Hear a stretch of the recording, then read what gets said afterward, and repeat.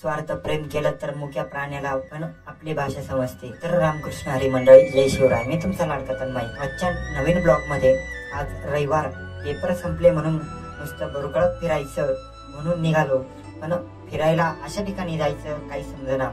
मग काय निघालो, जाताना निसर्गरम्य वातावरणामध्ये साई देवी मातेचं दर्शन घेतलं। मग दर्शन घेऊन तेथील वातावरण बघून डायरेक्ट गावाचीच आठवण झाली। डोळ्यातील अश्रूंना आवरून जाता जाता मित्राच्या घरी जावं म्हणून निघालो। मित्राकडे जाताना खड्ड्यात रस्त्यात खड्डा होता, खड्ड्यात रस्ते सापडत गेलो मित्राच्या घरी गेल्यानंतर एक वाक्य आठवलं, काय झाडी काय डोंगर, काय ते मित्राचं घर एकदम कसं ओके मध्ये। मग त्या मित्राच्या गायींच्या गोठ्यात जाताना एक पाहुणा भेटला।